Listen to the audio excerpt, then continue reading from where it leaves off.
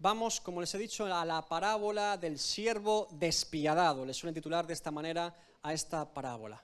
Bien, recuerden que el Evangelio de Mateo, junto al de Lucas, es el Evangelio que más parábolas contiene. Así que esta parábola solo se encuentra en Mateo, y vamos a ir a Mateo para ver el contexto de lo que allí está sucediendo. El contexto de esta parábola del siervo despiadado está en Mateo 18, del 15 al 22. Y nos encontramos en una conversación de Jesús con sus discípulos, una vez más hablando del perdón que debemos dar a los hermanos en la fe. Una vez más Jesús hablando del perdón. Una vez más Jesús hablando acerca de cómo resolver conflictos entre creyentes. Y como siempre decimos, si Jesús habla mucho de algo es porque es muy importante. Ahora, si Jesús insiste no solo en los evangelios, sino también los apóstoles en todas las epístolas acerca de la resolución de conflictos entre creyentes, ¿por qué creen que es? Porque hay conflictos entre creyentes. Evidentemente, si Dios nos muestra cómo resolver conflictos entre nosotros, es que se da por hecho, y es obvio, que tendremos conflictos entre nosotros los creyentes también.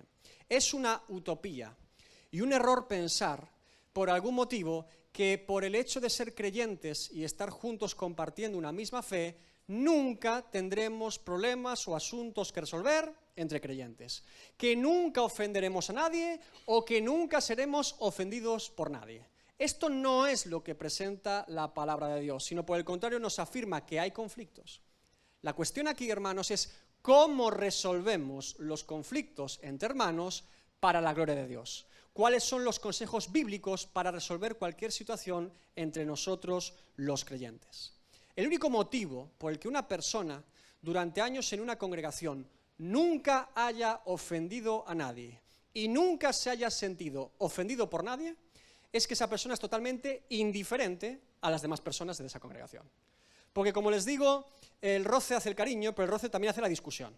Y es obvio que cuando hay muchas personas, muchos asuntos, muchas vidas, también entre creyentes se producen estos conflictos o malos entendidos. Nadie negaríamos, por ejemplo, que la iglesia de Jerusalén, la iglesia primitiva, después del día de Pentecostés, es una iglesia modelo de cómo debe ser una iglesia local. Allí tenían milagros, sanidades, revelación de Dios, a los apóstoles predicando, comían juntos, oraban juntos. De hecho, cuando vamos a Hechos 2, al final del capítulo, Lucas da un reflejo de lo que era la iglesia en aquel momento. Vamos a Hechos 2. Fíjense qué tipo de iglesia tenemos en Jerusalén. Hechos 2, 43 al 47.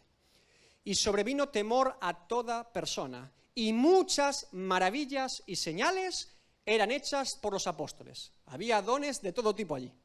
Todos los que habían creído estaban juntos y tenían en común todas las cosas y vendían sus propiedades y sus bienes y lo repartían a todos según la necesidad de cada uno. Y perseverando unánimes cada día en el templo y partiendo el pan en las casas, comían juntos con alegría y sencillez de corazón, alabando a Dios y teniendo favor con todo el pueblo. Y el Señor añadía cada día a la iglesia los que habían de ser salvos. Parece un informe de la iglesia perfecta, ¿verdad? ¿Qué iglesia local no querría recibir un informe semejante? Parece que Lucas está escribiendo la iglesia ideal. Bien, vamos a ver qué pasa con la iglesia de Jerusalén. Hechos 6, unos capítulos después. Hechos 6.1, mucha gente, mucha iglesia, muchos convertidos, todos juntos, alegres, adorando al Señor. Bien, en aquellos días, Hechos 6.1, como creciera el número de los discípulos, cada vez había más creyentes, ¿hubo qué?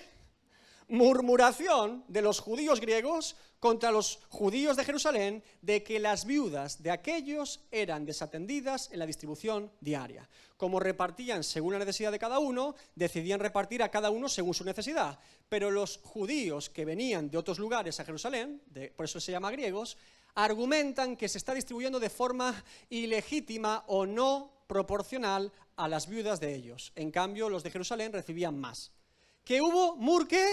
Murmuración en la iglesia perfecta. Por lo tanto, queda claro, hermanos, que queda garantizado que cuando hay personas, incluso creyentes, también puede haber malos entendidos, conflictos, puntos de vista diferentes u ofensas mutuas. Esto queda claro. Precisamente de esto Jesús está hablando en el contexto de la parábola. Mateo 18:15 comienza Jesús diciendo: por tanto, Si tu hermano peca contra ti, ve y repréndele, estando tú y él solos. Si te oyere, has ganado a tu hermano. Parece sencillo, ¿verdad? Como ya leímos en Lucas hace un par de domingos, Jesús dice, si peca contra ti tu hermano, háblale. No dice, perdónale sin más, no. Háblale, exhórtale y dile que te ha ofendido, que te ha hecho mal, que ha pecado contra ti. Bien, queda claro que Jesús nos advierte de que debemos ir al hermano que nos ha ofendido. Fíjense, dice, tú y él solos hablad. Esto es muy interesante, porque lo que se está buscando en este primer acto de reconciliación entre hermanos es la verdadera reconciliación, es la restauración y la solución del problema, no distribuirlo públicamente, sino resolverlo de forma sencilla entre ambas partes afectadas. Porque cuando alguien ofende y alguien es ofendido, siempre hay dos partes, el ofensor y el ofendido. Si entre esas dos partes son capaces de resolverlo, gloria a Dios, porque el asunto se resolvió de forma sencilla. Bien, fíjense que también es la resolución más madura entre creyentes. Usted me ofendió, yo me sentí ofendido, yo me acerqué a usted y dije, oye, usted me ofendió en esto. Y usted dirá, pues lo siento, no pretendí ofenderte o no fue mi consideración hacerlo, te pido perdón, yo a usted le perdono y seguimos tranquilos, ¿verdad? Este es el modelo ideal, el modelo más maduro. Sin embargo, Jesús nos conoce muy bien, ¿verdad? Y sabe que no siempre la resolución será por medio de una resolución interna o privada entre hermanos. Sigue Jesús, Mateo 18:16. Mas si no te oyere, hay la posibilidad de que no haya reconciliación, ¿verdad? Toma un contigo a 1 o 2, para que en boca de 2 o 3 testigos conste toda palabra. Cuando no hay solución posible entre ambas partes de forma privada, ¿qué se necesita? Una intermediación entre ambas partes. Personas maduras, creyentes, que puedan intermediar entre ambas partes. Porque evidentemente, si el ofendido y el ofensor no llegan a un acuerdo de reconciliación, el problema sigue presente. Necesitan que haya personas que intermedien entre ellas para que la reconciliación sea posible. Ahora Jesús sigue. Mateo 18:17. Hay un tercer caso. Si tampoco les oyera a ellos, si ni siquiera la intermediación fuese para solucionar el problema, dilo a la iglesia, y si no oyera a la iglesia, tenle por gentil y publicano. Cuando tampoco el problema se soluciona con 2 o 3 testigos que están intermediando para resolver una posible restauración, el último punto es llamar a la intervención de la iglesia. Y por lo tanto, en ese caso, la pastoral o las personas responsables, o incluso si fuese necesario una reunión de miembros para que todos ellos adviertan al ofensor, deberá ejecutarse. Y si el ofensor en este caso no acepta ninguna de las consideraciones de todos sus hermanos, la intervención llega a sus máximas consecuencias, que es la expulsión y excomunión de esa persona. ¿Por qué? ¿Por qué puede ser necesario llegar a este punto, según las Escrituras, como está diciendo Jesús? Porque si el ofensor está poniendo por encima del amor y comunión entre hermanos sus razones o sus excusas, aunque el daño y afrenta sea evidente para todos menos para él, entonces esa persona no es parte del cuerpo.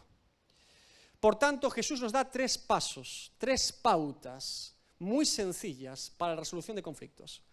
Primera, no sé si tenemos por ahí podemos ponerlo. Primera, Jesús nos dice que solucionemos el problema directamente ¿con quién? Con la persona. Ese es el primer paso. Intentemos resolver el problema con la persona que nos ofendió, ¿sí? Y si yo he ofendido a alguien y me doy cuenta que lo he ofendido, también puedo resolverlo. Aquí la cuestión es resolver el problema lo más sencillo posible. Ahora, si la solución al problema entre ambas partes no es posible, ¿qué hay que pedir? Intermediación. Que haya personas, testigos, que intermedien en dicho conflicto. Y si la intermediación no es posible para la restauración, Jesús nos ordena la intervención por parte de la iglesia. Es interesante que Jesús diga, tenle por gentil y publicano. no piensen que Jesús está intentando ofender a los gentiles o publicanos o que Jesús no tenía en consideración a los gentiles y publicanos. Recuerden que el que escribe, el evangelista Mateo, era publicano y Jesús lo llamó para ser su discípulo.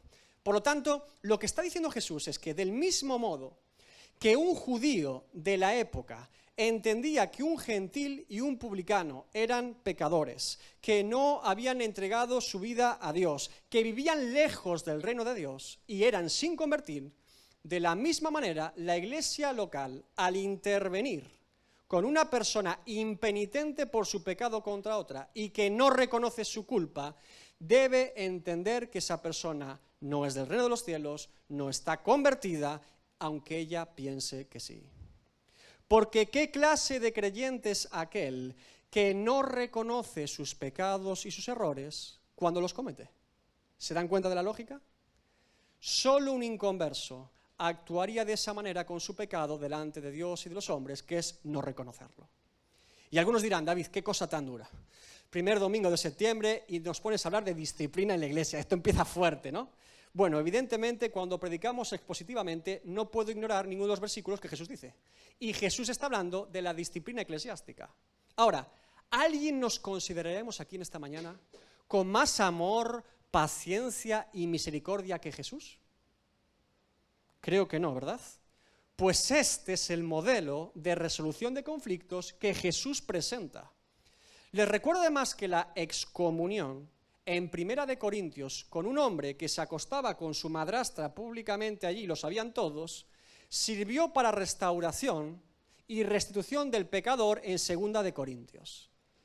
Lo expulsan en 1 Corintios y lo reciben en 2 Corintios tal y como ordena Pablo, mostrando no solamente que el acto disciplinario era y fue efectivo, sino que fue un acto de amor por parte de la iglesia y de restitución por parte de esa persona. Ahora Jesús sigue. Mateo 18, 18 al 19. De cierto os digo que todo lo que atéis en la tierra será atado en el cielo, y todo lo que desatéis en la tierra será desatado en el cielo. Otra vez os digo que si dos de vosotros se pusieren de acuerdo en la tierra acerca de cualquier cosa que pidieren, les será hecho por mí, Padre, que está en los cielos. Y leyendo esta sección, sabiendo lo que Jesús ha dicho antes, creo que ustedes y yo y muchos estaremos llegando a la conclusión de que este texto se suele utilizar muy mal en las predicaciones, ¿verdad? Que está totalmente sacado de contexto. Porque algunos dicen, bueno, voy a atar demonios, porque lo que ato en la tierra se ata en el cielo, y voy a desatar bendiciones y coches y dinero del cielo, porque desato lo que hay en el cielo para mí. Déjeme decirle que eso es un error de interpretación de texto bíblico. Porque lo que Jesús está hablando aquí es de disciplina eclesiástica, no de bendiciones ni de atar demonios. No es el texto para hablar de ese tema precisamente. Ahora, lo que Jesús está haciendo, fíjense bien, es tomar el ejemplo del Padre Nuestro, cielo y tierra, la voluntad de Dios en la tierra como en el cielo, y lo aplica a la disciplina eclesiástica. Es decir, del mismo modo que la oración a Dios que está en los cielos es respondida aquí en la tierra, su voluntad, del mismo modo una iglesia local temerosa de Dios y de su palabra, que imparte disciplina en la tierra como testimonio de la obra de Dios, es como si Dios mismo estuviese impartiendo disciplina desde el cielo. Eso es lo que está diciendo Jesús. Esa es la interpretación correcta de este pasaje. Y muestra de que esto es así, es que tenemos testimonio en las Escrituras de que la iglesia primitiva hacía este tipo de disciplina entendiendo que era de parte de Dios. Vamos ahora a 1 Corintios, el caso famoso de Pablo en 1 Corintios 5, y vamos a leer los primeros 4 versículos. Fíjense el argumento que da el apóstol Pablo sobre una disciplina de excomunión de una persona. De cierto se oye que hay entre vosotros fornicación, y tal fornicación cual ni aún se nombra entre los gentiles, tanto que alguno tiene la mujer de su padre. Fuerte la cosa, ¿verdad? Y vosotros estáis envanecidos. ¿No debierais más bien haberos lamentado para que fuese quitado de medio de vosotros el que cometió tal acción? Excomunión.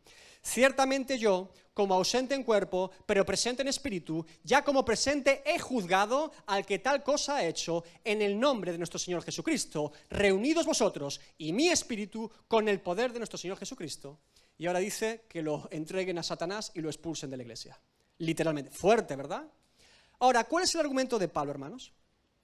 Pablo era la autoridad de esa iglesia en Corinto, fue el fundador de esa iglesia, fue el que discipuló a esas personas y por eso escribe una carta apostólica a dicha congregación.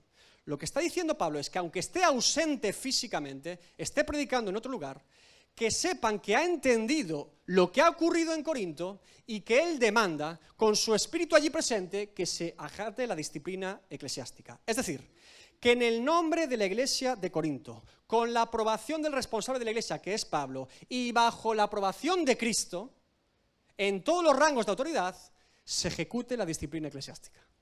De eso se está tratando en este lugar. Y Jesús sigue, Mateo 18:20, porque donde están 2 o 3 congregados en mi nombre, allí estoy yo en medio de ellos. Jesús nos garantiza que del mismo modo que 2 o 3 creyentes se reúnen para adorar a Dios en espíritu y en verdad, y la presencia de Dios está en medio de ellos, del mismo modo, una iglesia que honra a Dios por medio de un acto disciplinario, Dios también está en medio de ellos. Yo sé que estas cosas en este siglo no se predican, pero déjeme decirlo, es la palabra de Dios. Y es importante entenderlo, porque la iglesia local refleja la iglesia universal de Cristo. Y debemos ceñirnos a lo que Cristo nos instituye, en todo rango. Ahora, como hemos visto, Jesús nos pone muchos plazos y muchas oportunidades antes de llegar a semejante punto. Pero con todo, la Biblia advierte de que es posible impartir de esa manera disciplina eclesiástica. Por eso Zacarías 2:10 dice: «Canta y alégrate, hija de Sión, porque aquí vengo y moraré en medio de ti, ha dicho Jehová. Moraré en medio de ti con cada acto de adoración sincero que haces delante de mí». Y es un acto de adoración sincero alabar al Señor con címbalo y música resonante, y también es un acto de adoración a Dios e impartir disciplina eclesiástica tal y como Él ha ordenado. Es exactamente el mismo acto de adoración. Mateo 18:21, Jesús acaba de lanzar unas palabras muy fuertes y evidentemente que generan reflexión en los discípulos. Entonces, parece que pasó un rato de tiempo para meditar lo que Jesús acaba de decir. Se le acercó Pedro y le dijo: «Señor, ¿cuántas veces perdonaré a mi hermano que peque contra mí? ¿Hasta 7? Pedro es muy listo. Él se pone a pensar. Primero, Pedro ha entendido que el método de disciplina que Jesús plantea y el método de reconciliación que Jesús plantea es muy eficaz. Porque se puede llegar a la reconciliación entre hermanos de forma privada. El método de reconciliación que Jesús plantea es muy eficaz. ¿Y por qué, hermanos? El método que Jesús plantea es único, es maravilloso y proviene del reino de los cielos y es muy eficaz. Fíjense qué maravilla de lo alto. Porque Jesús no está pidiendo que el ofensor dé el primer paso. Jesús está diciendo que el que tiene que dar el primer paso es ¿quién? El ofendido. Por lo tanto, no hay excusa posible para que no haya reconciliación. Porque Jesús está otorgando el primer paso de la reconciliación al ofendido, no al ofensor. Y es que resulta que la gran mayoría de situaciones en las que no se resuelve un conflicto entre hermanos es porque la parte ofendida sigue esperando que el ofensor le pida perdón. ¿Se dan cuenta? ¿Que solemos hacer esto? Ahora, esto no tiene sentido porque el ofensor o bien no sabe que lo ofendió y por eso no le pide perdón, o bien sí sabe que lo ofendió y sabe que quiere ofenderle y por eso no le pide perdón.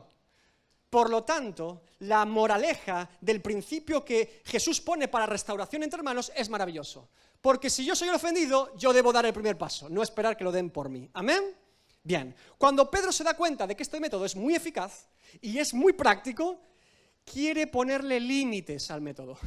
Quiere ponerle una barrera de límites de cuántas veces yo tengo que hacer semejante cosa. Porque Pedro dice, bueno, ¿qué ocurre cuando la misma persona me vuelve a ofender y yo vuelvo a acercarme para decirle que me ofendió? ¿Cuántas veces tendría que hacer yo este método de reconciliación? Le quiere poner límites. Supongo que la convivencia entre los discípulos, hombres adultos, todos viviendo juntos y compartiendo todo juntos, no era sencilla, ¿verdad? Me imagino que Pedro tendría unas cuantas apuntadas, ¿verdad? Ahora, ¿por qué Pedro nos pregunta 7 veces? 7 veces. Bien. Esto es una actitud muy habitual de la cultura judía. Esto es importante. los judíos no solamente ponían normas para cumplir, sino que ponían límites a las normas con un número específico. ¿Recuerdan la semana pasada qué dice el fariseo orando a sí mismo, aunque cree que es a Dios? Ayunaba 2 veces a la semana, ¿verdad? Y oraba 3 veces al día. Y se lavaban las manos X veces para comer un plato. Y hacían X cosas de una manera específica para cumplir una norma. Siempre que un judío ponía una norma, ponía un número para cumplir dicha norma. Bien. Lo que Pedro está diciendo es, Señor, ¿cuántas veces es necesario para que yo aplique esto y después pueda tener por gentil y publicano a los demás? ¿Sí? Y Pedro es muy sabio aquí, porque él toma un número, el 7. Y el número 7 es uno de los 2 números que los judíos habitualmente utilizan para la perfección, para lo que está completo. Es decir, Pedro asume, yo iré y perdonaré 7 veces a mi hermano que me ofendió, porque es el perdón completo, el perdón perfecto. Ahora, esto suena, como les digo, a algo muy típico de la época, a un concepto muy rabínico de una norma de Dios. Y me imagino a Pedro queriéndose comprar una libreta, apuntando, Mateo 3 veces. Simón el Celote, 2. Los hijos de Zebedeo, 6 veces cada uno. Y Andrés, que es mi hermano, desde que soy pequeño, ya lo tengo por gentil y publicano, ¿verdad? Somos todos un poco como Pedro, ¿verdad? Si nos miramos en el Evangelio, nos identificamos como Pedro, porque haríamos exactamente lo mismo. Ahora, fíjense lo que Pedro está intentando incluir. Una norma con un número específico que limite el perdón. Ahora Jesús toma esa pregunta y lo que está detrás de esa pregunta y responde por medio de 2 maneras a Pedro. Una de forma directa y otra por medio de la parábola. La primera respuesta de Jesús es Mateo 18, 22. Jesús le dijo, no te digo hasta 7, sino aún hasta 70 veces 7. Y por favor, no piensen que Jesús está poniendo un límite de 490 veces, porque ya me ve algún hermano comprando una libreta bien gorda y apuntando las 490, ¿verdad? No es lo que Jesús está haciendo. Lo que está haciendo Jesús es lo que suele hacer cuando un argumento humano y religioso viene hacia él, que es darle la vuelta, poner un principio del reino de los cielos y lanzárselo a la persona como una verdad de Dios. Porque le he dicho que hay 2 números para los judíos que hablan de la perfección o de lo completo. Uno es el 7 y otro es el 10. Y lo que hace Jesús ante la pregunta de Pedro de cuál es el perdón perfecto y completo es tomar el 7 número perfecto, el 10 número perfecto, multiplicarlos entre sí y multiplicarlo por el 7 que Pedro ya le dio. Lo que está diciendo Jesús y respondiendo a Pedro y a todos nosotros hoy es que el perdón perfecto es el que perdona siempre y para siempre, porque es el perdón de Dios. Y para confirmar lo que le acaba de decir a Pedro, ahora lanza la parábola del siervo despiadado. Vamos a leer la parábola. Mateo 18, 23 a 35. Por lo cual el reino de Dios, el reino de los cielos, es semejante a un rey que quiso hacer cuentas con sus siervos. Y comenzando a hacer cuentas, le fue presentado uno que le debía 10,000 talentos. A este, como no pudo pagar, ordenó su señor venderle y a su mujer e hijos y todo lo que tenía para que se le pagase la deuda. Entonces aquel siervo postrado le suplicaba diciendo, Señor, ten paciencia conmigo y yo te lo pagaré todo. El señor de aquel siervo, movido a misericordia, le soltó y le perdonó la deuda. Pero saliendo aquel siervo halló a uno de sus consiervos que le debía 100 denarios y asiendo de él le ahogaba diciendo, págame lo que me debes. Entonces su consiervo, postrándose a sus pies, le rogaba diciendo, ten paciencia conmigo y yo te lo pagaré todo. Mas él no quiso, sino fue y le echó en la cárcel hasta que pagase la deuda. Viendo sus consiervos lo que pasaba, se entristecieron mucho y fueron y refirieron a su señor todo lo que había pasado. Entonces, llamándole su señor, le dijo, siervo malvado, toda aquella deuda te perdoné porque me rogaste.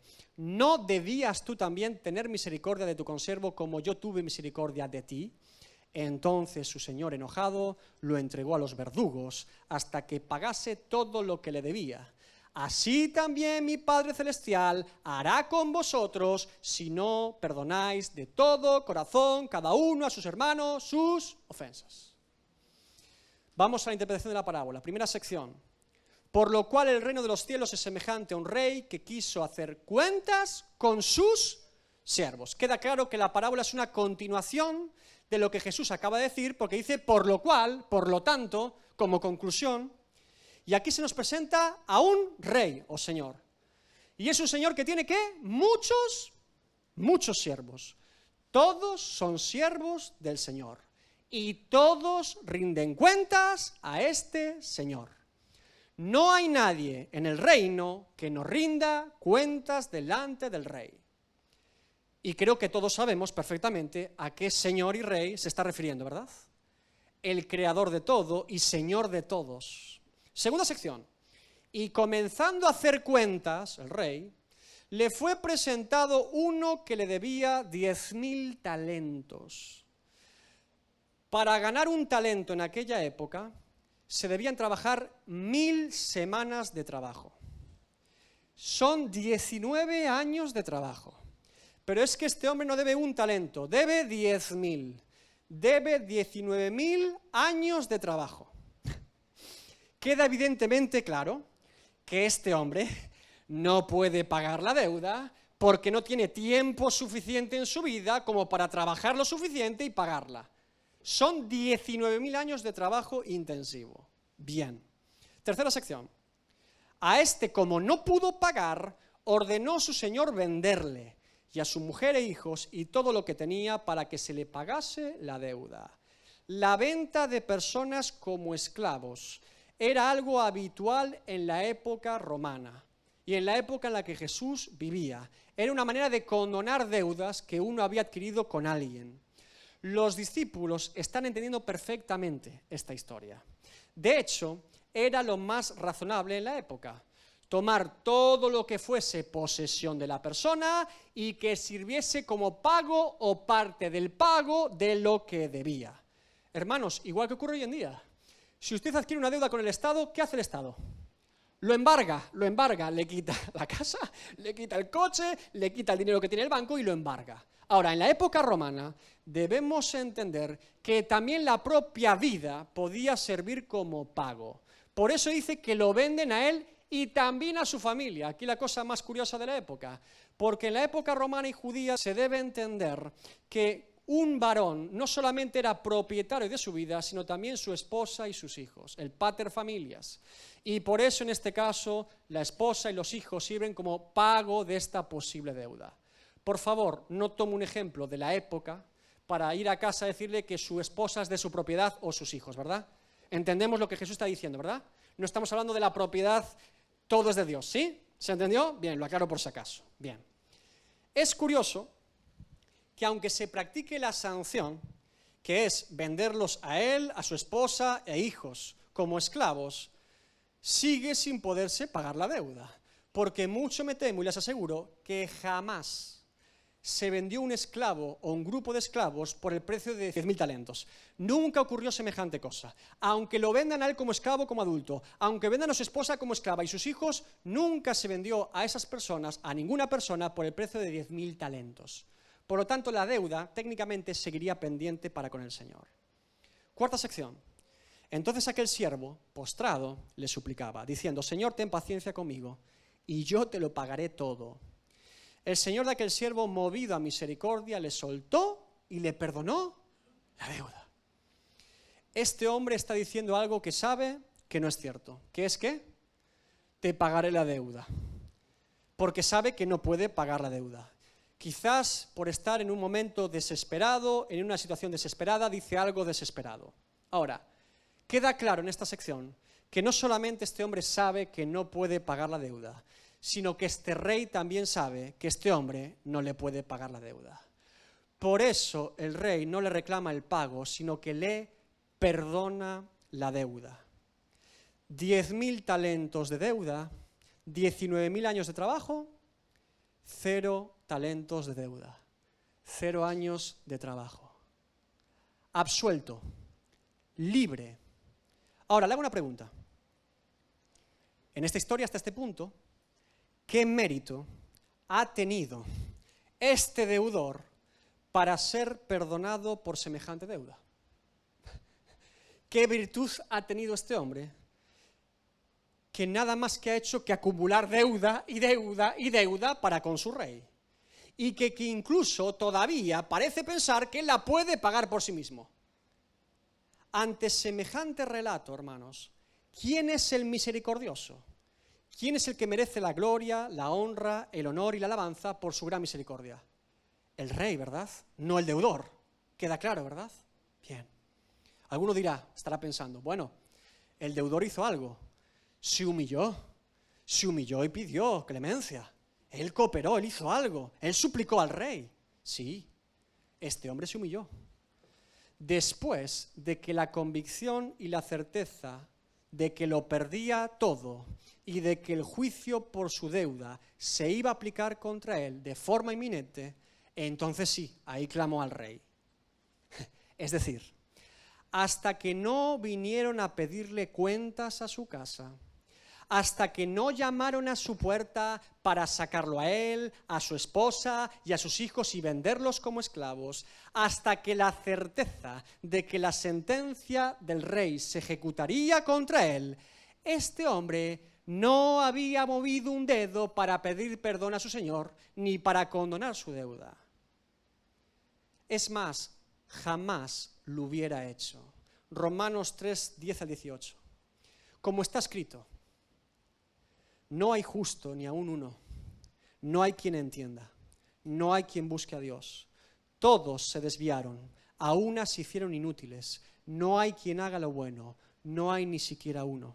Sepulcro abierto su garganta, con la lengua engañan, veneno de áspides hay debajo de sus labios, su boca está llena de maldición y de amargura, sus pies se apresuran para derramar sangre, quebranto y desventura hay en sus caminos, y no conocieron camino de paz. No hay temor de Dios delante de sus ojos. Por eso, el primer paso para salvación de un alma lo da Dios y no el hombre. Es una mentira y una herejía otorgar al ser humano pecador alguna virtud propia, interés propio o capacidad propia de querer reconciliarse con Dios por sí mismo. Jamás un enemigo de Dios, un pecador contra Dios, querrá saldar su deuda hasta que el rey llegue con su ley y por medio del Espíritu Santo llame a la puerta de ese pecador eficazmente. Por eso todo el mérito de la obra de redención del pecador es de Dios y no del pecador. A este hombre no se le ha imputado una deuda de repente. Él ya se sabía deudor. Sin embargo, solo cuando la convicción y la certeza de que los cargos que pesan en su contra van a ser ejecutados y que la sentencia subida ha llegado, entonces se ve abrumado y superado por la condición que él tiene delante del rey. Por eso, hermanos, la obra del Espíritu Santo en el pecador, la principal y primera obra, es convencerlo de pecado, de justicia y juicio. Juan 16:8. Y cuando Él venga, convencerá al mundo de pecado, de justicia y de juicio. El Espíritu Santo opera en el pecador para que éste pueda entender su condición delante de Dios. Quinta sección. Pero saliendo aquel siervo, halló a uno de sus consiervos que le debía 100 denarios. Y asiendo de él le ahogaba diciendo, págame lo que me debes. Entonces su consiervo, postrándose a sus pies, le rogaba diciendo, ten paciencia conmigo y yo te lo pagaré todo. Nada más salir absuelto por una deuda de 19.000 años de trabajo, 10.000 talentos, ahora este siervo se encuentra con alguien que le debe 100 denarios. Un talento valía 6.000 denarios. Es decir, lo que este consiervo le debe a este hombre que acaba de ser perdonado por 10.000 talentos es 0,016 talentos. Para hacérselo sencillo, es como si este hombre hubiese sido perdonado por 1.000.000 de euros y ahora no quiere perdonar una deuda de 1 euro. 1 millón, 1 euro. parece mucho más razonable en este caso que este consiervo sí le pueda pagar la deuda que le debe, porque al final son 9 meses de trabajo. Sí es posible que tenga paciencia para que él pueda cumplir con lo que le promete, que es que le va a pagar. No puede ser que a este siervo que acaba de ser perdonado por tanta deuda se le haya olvidado tan pronto la misericordia de su rey para con él. De hecho, por si es corto de memoria, este consiervo que le debe ese euro, esos 100 denarios, está reproduciendo exactamente los mismos hechos que este hombre tuvo para con su rey. Porque este hombre, postrado, le suplicaba al rey diciendo: Señor, ten paciencia conmigo y yo te lo pagaré todo. Y este consiervo, delante de él, hace exactamente lo mismo. Postrándose a sus pies, le rogaba diciendo: ten paciencia conmigo y yo te lo pagaré todo. Por si se le había olvidado, está haciendo exactamente el mismo acto que él mismo había hecho de arrepentimiento. El mismo. Las mismas pautas, las mismas condiciones. Con la diferencia de que él lo hacía sabiendo que la deuda no se podía pagar, pero este consiervo sí podría pagar la suya. Sexta sección. Mas él no quiso, sino fue y le echó en la cárcel hasta que le pagase la deuda. Como la deuda es tan pequeña, no puede exigir a las autoridades civiles que vendan a esta persona como esclavo. Lo máximo que puede exigir es que lo pongan a trabajos forzados para que la pague rápido. Porque la deuda es menor, no es la deuda que él debía a su señor. Ahora, fíjense en la escena. Pone a su consiervo por 100 denarios en la cárcel y él se va a su casa libre, absuelto, con su mujer, sus hijos, como si nada. Séptima sección.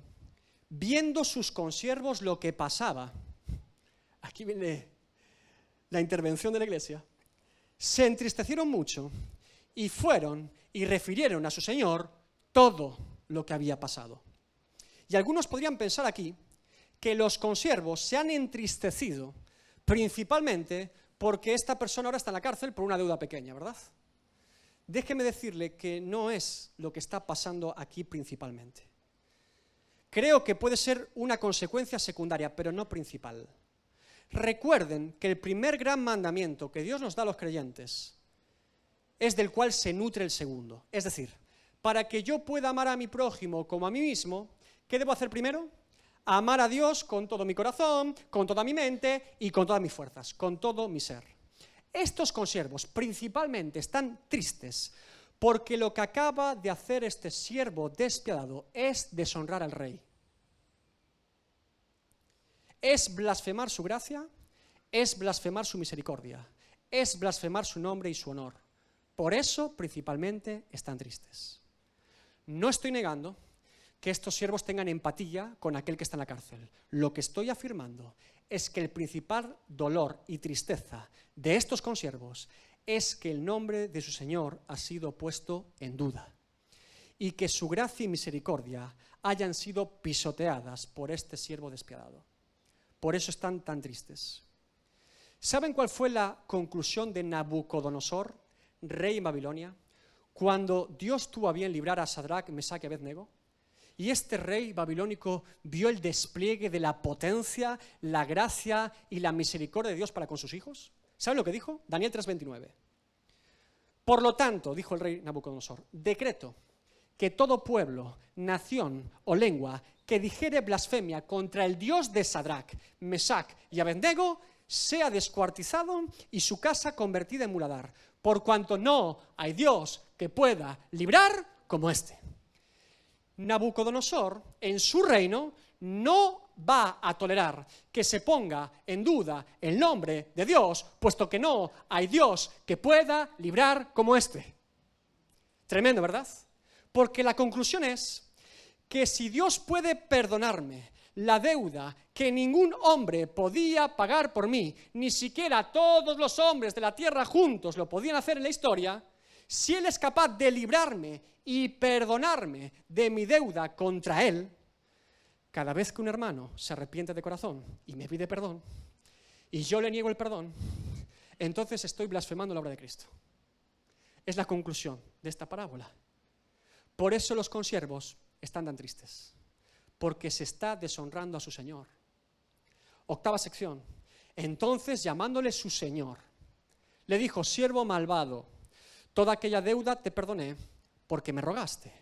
¿No debías tú también tener misericordia de tu consiervo como yo tuve misericordia de ti? La palabra griega utilizada para este siervo malvado es sinvergüenza.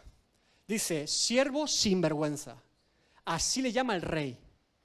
Y después añade, ¿no debías tú? Es un deber, hermanos. Es una obligación. Es un mandamiento. El que recibe de gracia tiene la obligación de dar de gracia. El que es perdonado por Dios tiene la obligación de perdonar a su prójimo. Si hay arrepentimiento verdadero, tiene que haber perdón y restauración verdaderos. Es el principio que todo el tiempo Jesús impone siempre que habla del perdón. Novena sección. Entonces su señor, enojado, lo entregó a los verdugos hasta que pagase todo lo que le debía.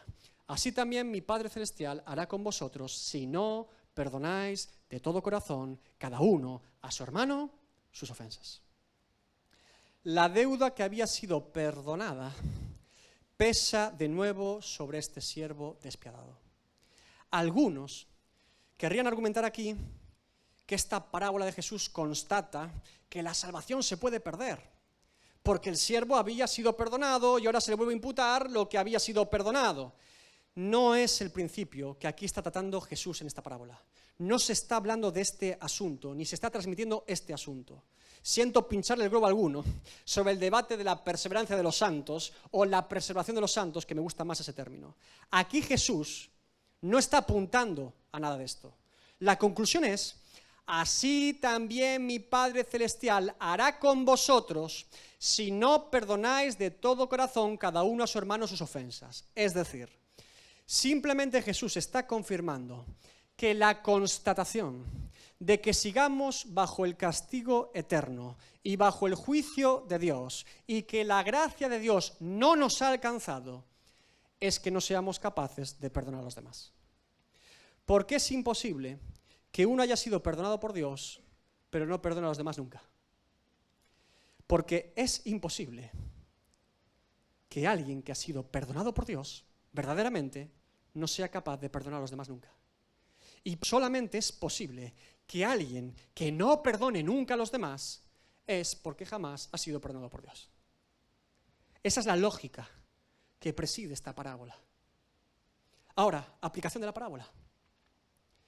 Quiero hacer varias afirmaciones a modo de corolario después de todo lo aprendido aquí. Primera afirmación. Todos somos deudores ante Dios. Todos somos deudores. Romanos 3:23. Por cuanto todos pecaron y están destituidos de la gloria de Dios. Segunda afirmación. Ningún ser humano pecador tiene la disposición por sí mismo o interés de acercarse a Dios verdaderamente. Desde Génesis se nos muestra que lo que hace el pecador es huir de Dios y tratar de esconder su pecado. Por eso es Dios quien se acerca al hombre por medio de su gracia y no el hombre a Dios. Génesis 3, del 9 al 10.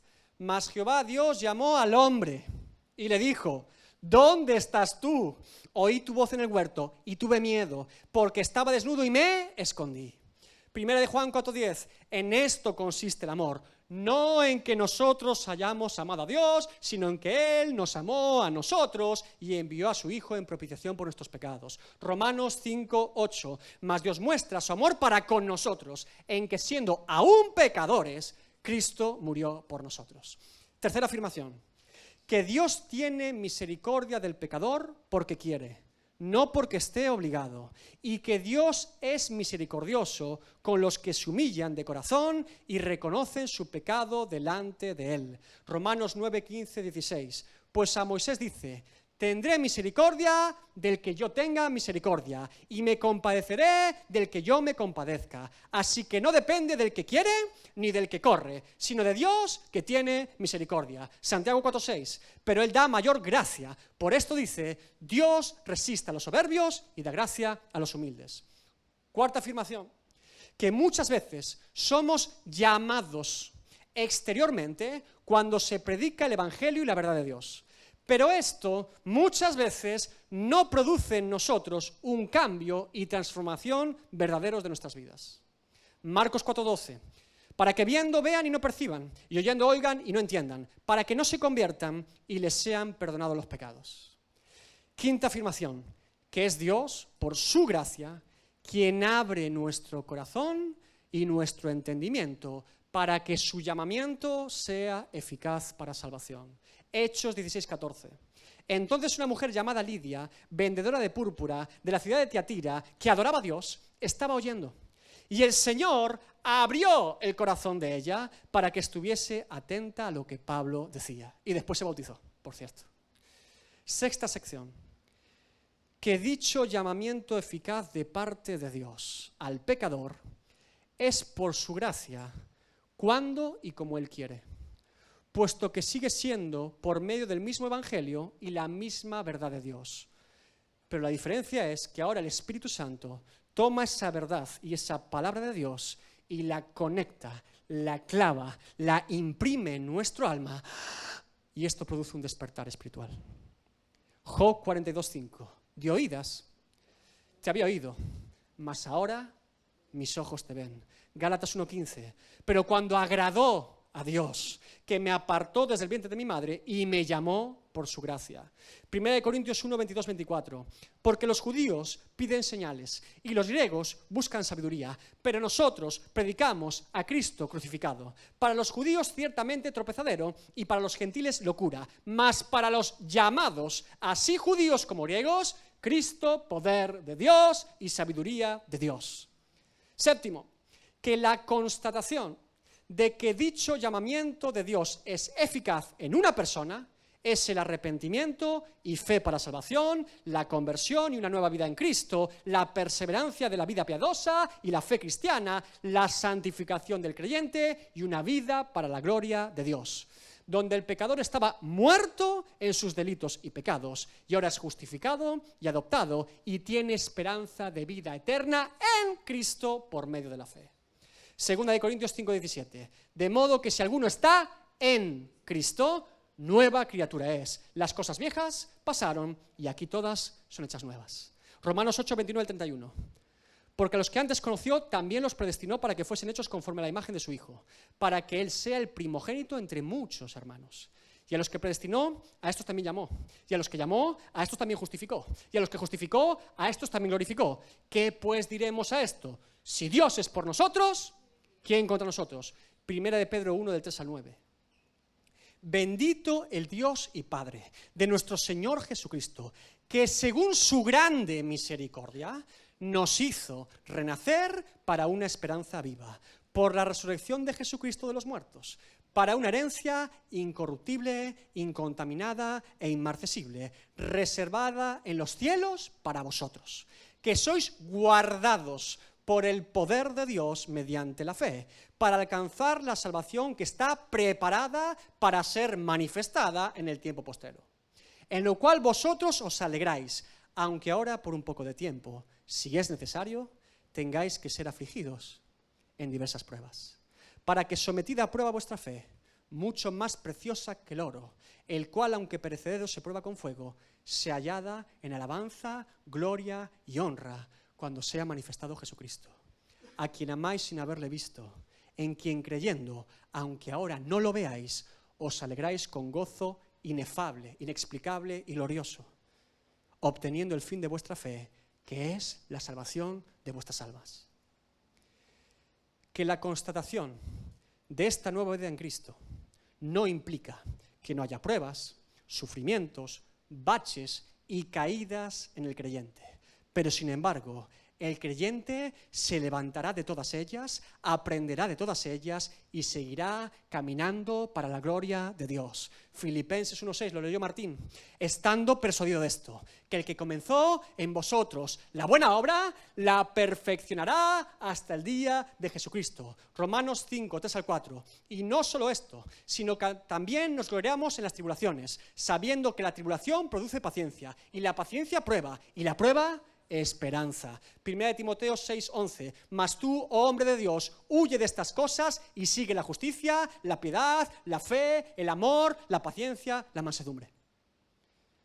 Novena afirmación, que la constatación de que hay una nueva vida en Cristo y que hemos tenido un encuentro verdadero con Cristo es que el amor, la misericordia y los méritos de Cristo, de los que tanto hablamos con nuestra boca, han sido incorporados en nuestra vida.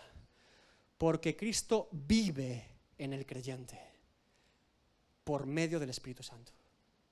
La unión mística de Cristo con su iglesia. 1 Corintios 12:16.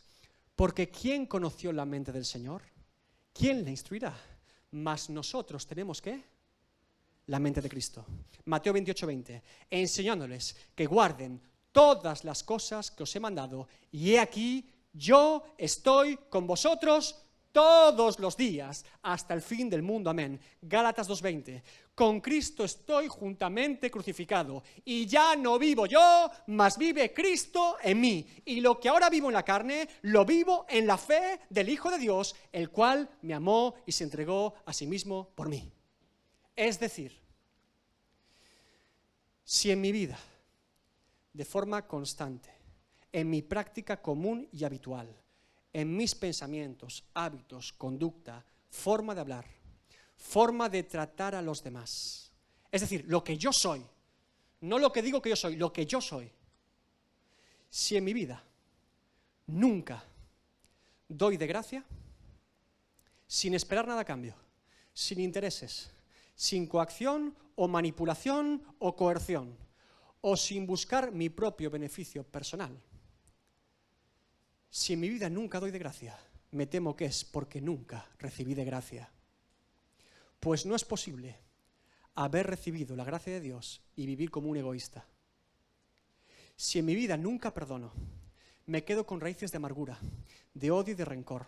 Si las afrentas de los demás contra mí siempre son mucho más graves que mis afrentas contra ellos, me temo que es porque nunca recibí el perdón de Dios. Pues no es posible haber recibido el perdón de Dios y no perdonar. Si en mi vida nunca me arrepiento de mis pecados y errores, nunca pido perdón ni reconozco mi culpa, ni mis faltas contra los demás, ni tengo ningún tipo de convicción, ni carga, ni peso, ni contrición por el daño que hago a otros, me temo que es porque nunca me he arrepentido delante de Dios verdaderamente. Pues no es posible arrepentirme delante de Dios y no poder hacerlo delante de los hombres. Si en mi vida no amo de forma sincera, sino que es fingida, saludar a los demás me supone un problema, preocuparme por otros es impensable, mis supuestos hermanos en la fe me producen urticaria o soy indiferente a ellos, me temo que es porque nunca he recibido el amor de Dios. Pues no es posible amar a Dios y odiar al prójimo. Un hijo de Dios no vive de una experiencia particular o momento en su vida con Dios. Un hijo de Dios no se arrepintió solamente, vive arrepentido. Un hijo de Dios no perdonó solamente, vive perdonando. Un hijo de Dios no amó solamente, vive amando. Un hijo de Dios no tuvo misericordia solamente, vive extendiendo misericordia. Un hijo de Dios no tuvo temor de Dios solamente, vive en el temor de Dios. Un hijo de Dios no recibió la gracia solamente, vive en la gracia de Dios. Un hijo de Dios no buscó la gloria de Dios solamente, vive para la gloria de Dios. Porque un hijo de Dios vive para Dios y muere para Dios. Y todo eso es posible no por la persona, sino que la única razón por la que un hijo de Dios vive de esa manera es porque ya no vive él, sino que Cristo vive en él. Hablamos del día de nuestra conversión como el día de una nueva vida en Cristo. Amén. Quiere decir entonces que la vieja vida murió. Si hay una nueva vida en Cristo, una vieja vida murió ese día. Yo no necesito nada de mí, necesito todo de Cristo. David, planteas una vida cristiana como algo muy difícil de vivir. Es una meta demasiado alta. No, yo no te planteo la vida cristiana como algo muy difícil de vivir para ti y para mí. Yo te planteo la vida cristiana como algo imposible de vivir para ti y para mí.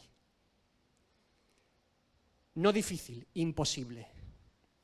Porque la meta de la vida cristiana, Efesios 4:13, es hasta que todos lleguemos a la unidad de la fe y del conocimiento del Hijo de Dios, a un varón perfecto, a la medida de la estatura de la plenitud de Cristo.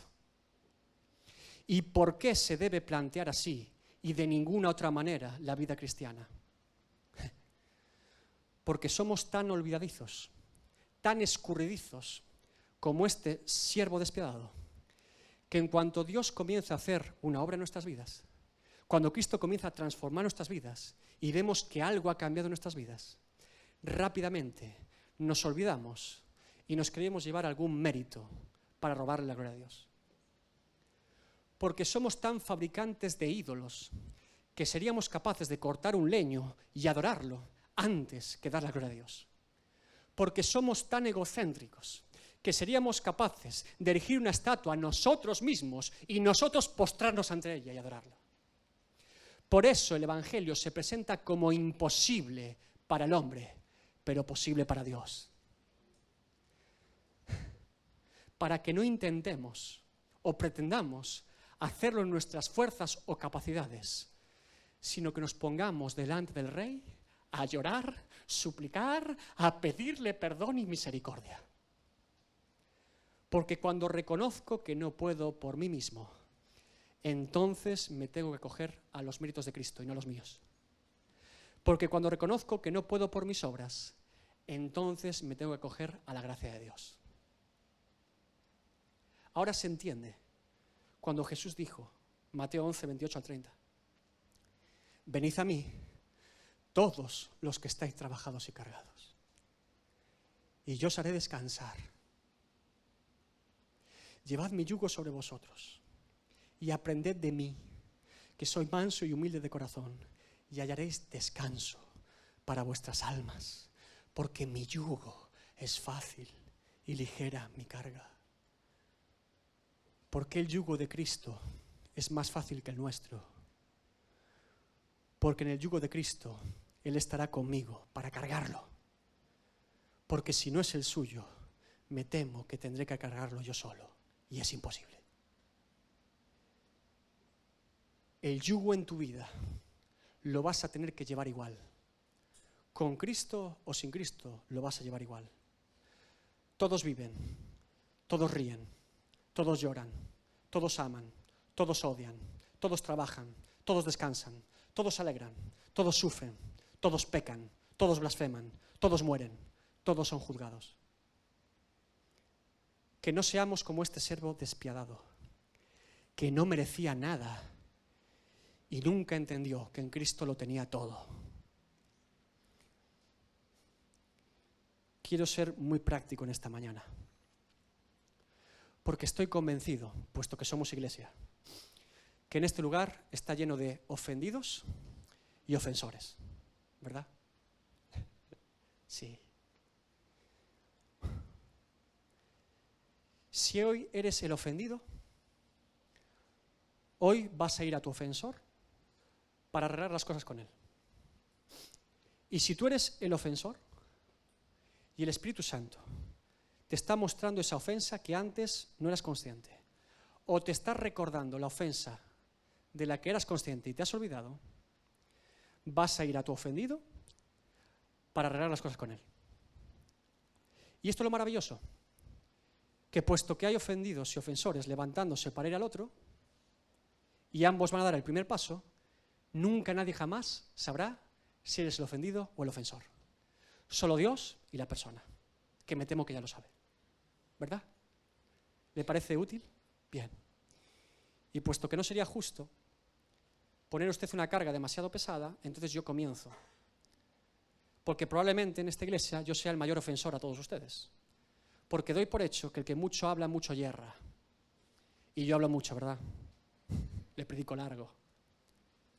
Por eso le pido perdón a cada una de las personas que están aquí de forma sincera.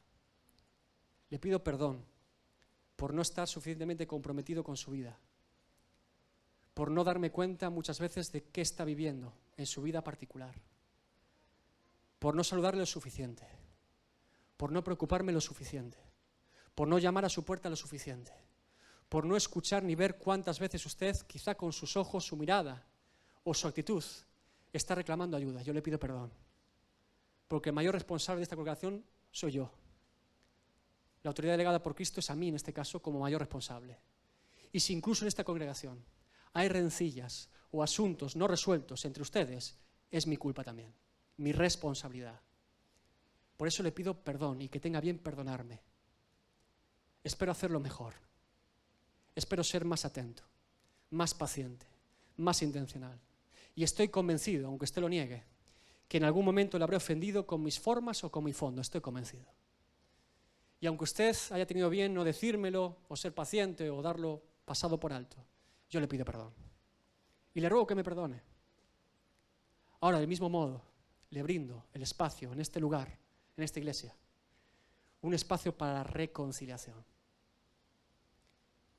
Y le pido que lo pueda hacer, que dé de gracia y reciba de gracia. Porque hoy Dios quiere traer reconciliación a su vida, ya sea que usted sea el ofensor o el ofendido. Así que le voy a invitar a que se ponga de pie en esta mañana. Y tengo fe de que Dios va a obrar en este lugar.